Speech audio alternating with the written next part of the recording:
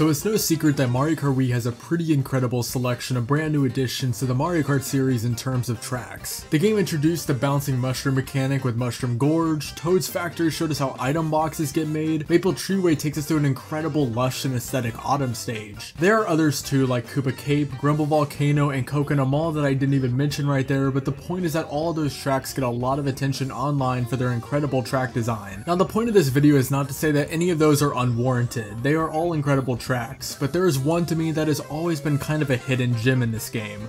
Dry Ruins. Now I want to go ahead and point out that this video is going to be in the point of view of an experienced player, so I'm going to try my best to highlight why I think Dry Ruins is an incredible track. This is going to be both from a visual and gameplay perspective as well, and with that being said, let's get right into the video. Alright, now to kick this off, yes, this is a desert track, and normally I, along with many people, find desert tracks to be kind of the buzzkills of the series. This track is different from the rest though for a variety of reasons. The biggest one is the dynamic environment of it. The race starts and we are in our typical dry land, but very quickly we drive over a very small lake, and then before you know it we are entering into a temple area. And then we leave said temple area and we beeline for the finish line with a massive Yoshi Sphinx as a gigantic set piece. The point of this video isn't even the visuals of the track, it's the gameplay. So now let's go ahead and get the race started. Right away we have a large path split down the middle with a pole that will eventually fall on a later lap to act as a platform. We can either go left or right. The left route has more item boxes and is overall a safer path, while the right path is much more optimal and opens the door for two different shortcuts to be used. First is the Shroomless Sand Hop shortcut, which cuts a small portion of the road. This poses as a fantastic risk versus reward situation though. You can go for the sand hop and gain a bit during a race, however you risk failing and losing some time as a result. This being a shroomless cut also isn't too overpowered, because in theory people that know how to do it would just win every race. It only cuts like half a second, so this alone isn't a determining factor, however it can make a difference. Next to it is the Massive Lake shortcut requiring the use of a mushroom, however it is much more difficult and failing results in more lost time. Once again, the game allows the racer to just go to the left at the start of the race and just get an item and go onward. As I mentioned as well, there are poles that fall down as the race goes on, in a similar fashion how Grumble Volcano slowly breaks apart throughout the race. These poles play a massive role too in the dynamics of the track. Every lap ends up feeling different since the lines the racer takes ends up being different. Anyway, moving on to the small lake area, we now have another shortcut to the left that is easy to perform with an item and also bypasses the moving pokey on the bridge. The pokey is an obstacle that is predictable and the racers are able to calculate their movements to avoid it, but it certainly still poses a threat. However, once again, this shortcut over the off-road is still risky since say another player could just use a lightning to cause you to be stranded there, so you need to pay attention to when the last lightning item had been used. Also, I love how the bridge has small indentions on the left and right side in order to also play a factor in how the racer must drive around and also avoid the pokey. Right after the bridge on lap 1, this pole is still up, making us need to use a mushroom to go through this off-road, but on later laps you get an interesting choice. You can either go to the left and get an item, or go over the pole and cut the sharp turn that the items are on.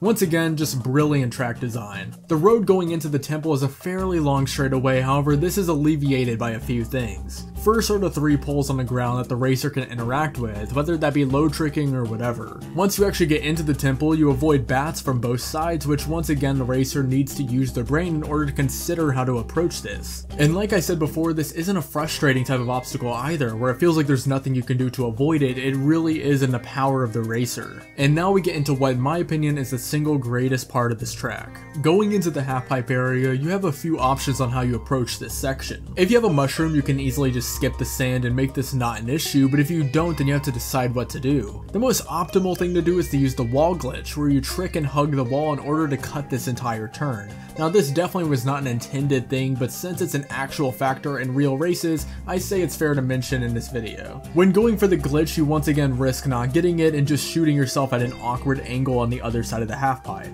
Instead, you can go for a more conservative jump, or you just play the track with a more off-road oriented vehicle like the Magic Cruiser and just drive over the sand. Once again, let me reiterate that the wall glitch was definitely not intended, hence glitch being in the name of it, but even without that being considered, I have always just loved this section. Whenever it comes to actual online races or time trialing, this becomes so much fun to play on. Later in the ruins, we have another interesting little section. This middle section of the room slowly fills up with sand as the laps progress, with the third lap leading to you needing to take the wide outside angle of the room if you don't have a mushroom. This once again changes the feeling of the track with each lap, leading to it never feeling monotonous. Finally, it's time for the final straightaway of the track. We go off this ramp with bats flying at us and even more difficult sequences, making this an actual pretty difficult and important jump. You may think that we must be done with the shortcuts in this track, but nope, we still haven't even hit the biggest one that is coming right up. If you have 3 mushrooms, you are now able to time your jump on the second ramp and use them to go over this ledge and eventually make it back onto the bridge. This can only be used going into lap 2 or lap 3, and it is difficult enough to make it not overpowered. Also, just like with any off-road shortcut, you run the risk of someone using a shock and destroying your entire lap. So while yes, it can be an incredibly rewarding shortcut to pull off, you also run big risk as well by doing it. You also have the choice to simply just play it safe and drive through one last big turn to the finish line as normal as well. The TLDR of this video is not to say that this is the greatest Mario Kart track of all time or something. I don't even think it's the best Mario Kart Wii track personally. I am just here to say that this is easily one of the most underappreciated courses in the whole series. It feels like people always forget about it, and I hope this video brings some justice to this track. Thank you for watching, and as always, peace out.